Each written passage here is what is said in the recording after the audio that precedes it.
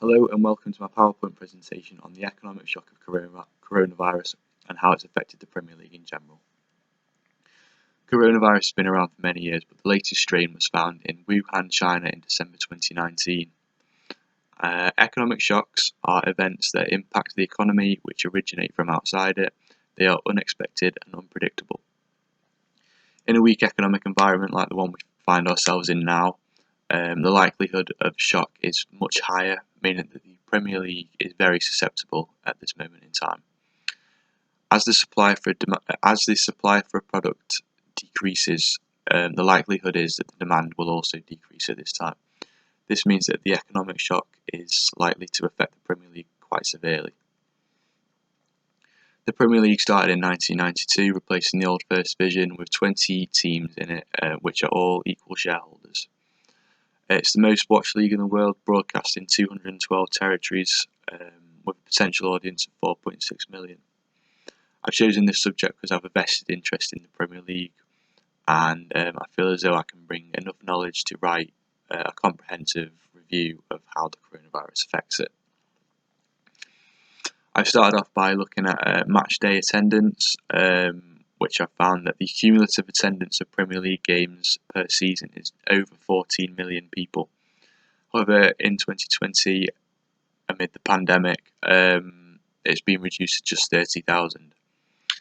Matchday revenue counts for 13% of a club's annual revenue, which is likely to be dented significantly. This because fans aren't allowed in due to government guidelines. This could have a severe impact on the circular flow of income due to having no injections into it. It also reduces the likelihood of withdrawals being allowed.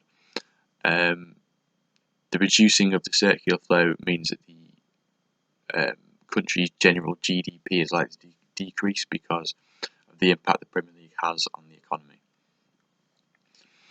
The next thing I've looked at is the television rights deals, in which over a 3-year period the latest deal was struck at over £9 billion for all 20 clubs.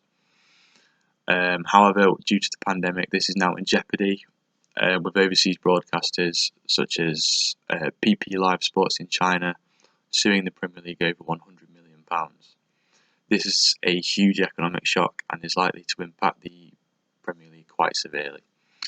It would also count for the negative multiplier effects in which the amount of injections is decreasing, which would affect the general GDP and also the basket of goods. The Premier League has committed to coronavirus testing 2 times a week, which is likely to cost them over £10 million, which is another economic shock and is likely to affect finances quite severely. There is a graph to show the estimated loss of income for each of the Premier League teams, with Man United being the biggest loss of over £116 million. In terms of nationalism and globalisation, despite being a global sport, the Premier League takes pride in its home investors. They give home broadcasters choice of timing and also packages. The globalisation is a product of commitment to existing trade deals, meaning that the Premier League's globalisation could be affected due to failing overseas TV deals.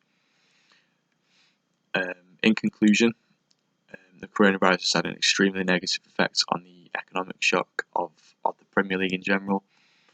Various sources have backed this up. In my opinion, the biggest indicator is matchday revenue, which accounts for 13% of the income. Thank you very much for listening. I hope I've covered everything.